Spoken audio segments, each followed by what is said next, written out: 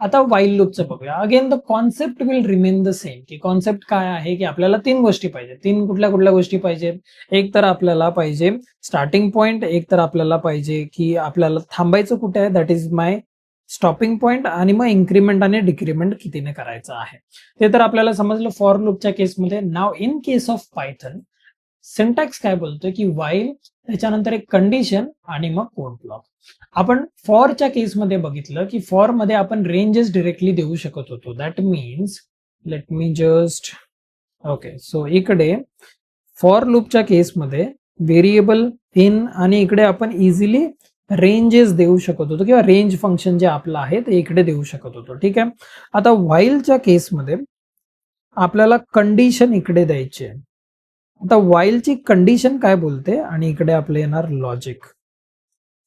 So basically condition काय बोलते की ही कंडिशन जोपर्यंत आपली ट्रू आहे, जोपर्यंत माझी कंडिशन ट्रू आहे तोपर्यंत माझं हे जे लॉजिक आहे ते एक्झिक्यूट होत राहणार.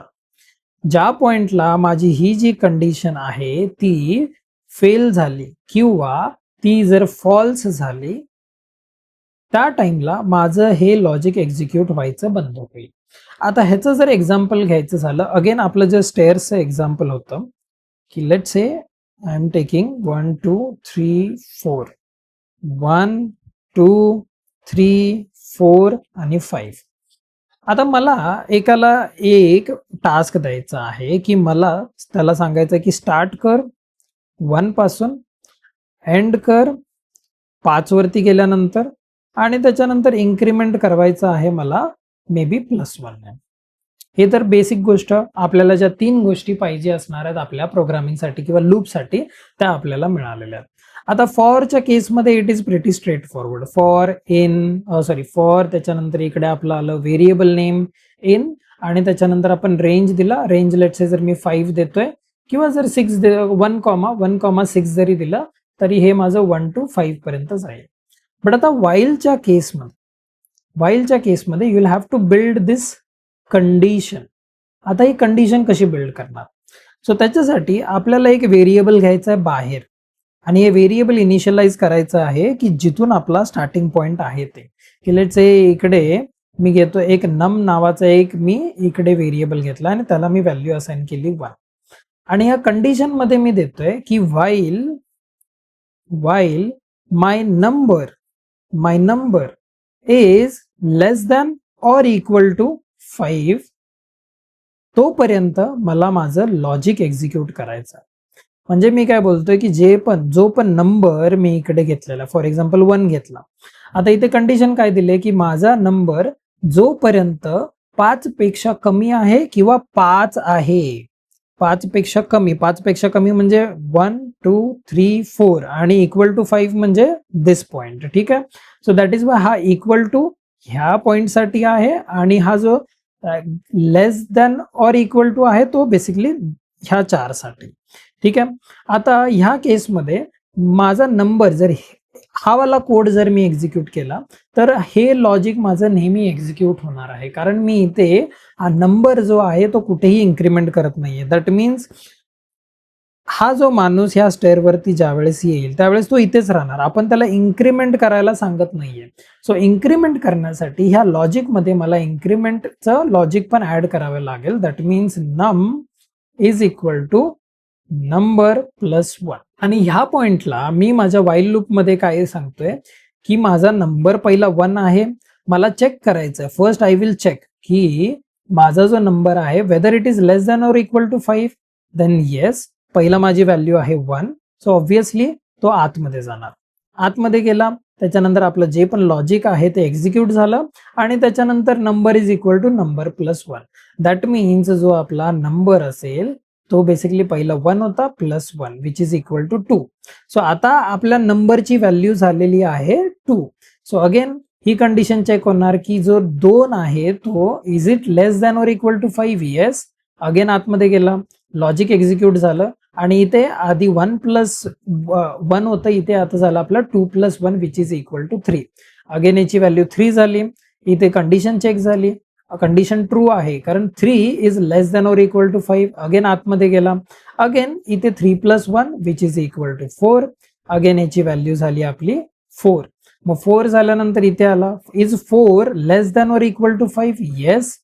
Then again it went inside, logic execute झालं आणि इथे जे 3 होतं ते आता आहे 4. 4 प्लस 1 इज इक्वल टू 5. आता माझा नंबर जो आहे that is my 5. Is my 5 less than or equal to 5? Less than नाहीये, बट ऑर आहे इथे, या दोघांमध्ये आहे or. So again this condition is meeting, so it will go inside. आणि इनसाइड इकडे बेसिकली त्याचं लॉजिक एक्झिक्यूट होईल. अगेन तो नंबर जो आहे बेसिकली इथे माझा होईल 5. 5 plus 1 which is equal to 6. आणि 6 झाल्यानंतर हा नंबर 6 झाला. हा परत इकडे चेक करेल की is my 6 less than or equal to 5? No. That means याचं आउटपुट येईल फॉल्स आणि त्याच्यामुळे हा जो लॉजिक असेल तो आता एक्झिक्यूट होणार नाही आणि पुढच्या लाईनला त्याचं एक्झिक्युशन जाईल. This is how while loop will work. So आता याचं एक प्रॅक्टिकल इम्प्लिमेंटेशन बघूया आपण. So if I just take you back, इथे while loop मध्ये जर आपण गेलो, while मध्ये बेसिकली लेट्स से मी घेतोय नंबर इज इक्वल टू, आपल्याला पहिला 1 घ्यायचा, त्याच्यानंतर while my number is less than or equal to 5 ही कंडिशन आहे. त्याच्यानंतर print I am less than 5. त्याच्यानंतर मी इथे प्रिंट करतोय बेसिकली नंबर जो पण आहे तो, आणि त्याच्यानंतर त्या नंबरला मी इन्क्रीमेंट करतोय नंबर प्लस 1. आणि त्याच्यानंतर इकडे मी व्हाईल लूपच्या बाहेर देतोय print I am outside for while loop, basically while loop. Save करूया. सेव्ह करून झाल्यानंतर let's try to run. Run केलं. आय एम लेस दॅन 5, पहिला 1 आलं, त्याच्यानंतर आय एम लेस दॅन 5 2 आलं, 3 आलं, 4 आलं, 5 आलं आणि त्याच्यानंतर मग प्रिंट झालंय. बेसिकली हे व्हाईल लूप जोपर्यंत त्याचं एक्झिक्युशन कंप्लीट होत नाही तोपर्यंत ही पर्टिक्युलर लाईन इकडे प्रिंट होणार नाहीये. सो जर ही कंडिशन माझी फॉर एनी रिझन चुकली, लेट्स से की मी हे दिलंच नाही, जर हे नाही दिलं तर हा प्रोग्राम माझा इनफायनाइट लोडिंग मध्ये जाईल. सो इफ यू सी इकडे हा थांबणारच नाही, आणि हा थांबला नाही की ऑब्व्हियसली कधी कधी हा रॅम पूर्ण इटअप करून टाकतो आणि कम्प्युटर पण हँग होतो. सो मेक शुअर की आपली जी कंडिशन आहे व्हाईल लूप मधली ती आपण प्रॉपरली देतोय. बेसिकली स्टार्ट कुठून करायचं आहे, त्याच्यानंतर थांबायचं कुठे आहे आणि त्याला इन्क्रीमेंट कितीने करायचं. आता हेच जर मी +2 ने जर इन्क्रीमेंट केलं, सो यू वुड ऑब्झर्व की इकडे जर मी क्लिअर केलं and let's say run this, so 1 त्याच्यानंतर आला 3 वरती गेला आणि 5 वरती गेला. दॅट मीन्स 3च टाइम एक्झिक्यूट झालं आणि त्याच्यानंतर माझी ही लाईन इकडे एक्झिक्यूट झालेली आहे.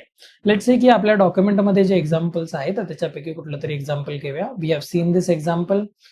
त्याच्यानंतर अजून कुठलं, बेसिकली इन्फायनाइट लोडिंग बद्दल किंवा इन्फायनाइट लूप बद्दल पण इकडे सांगितलेलं आहे. And okay,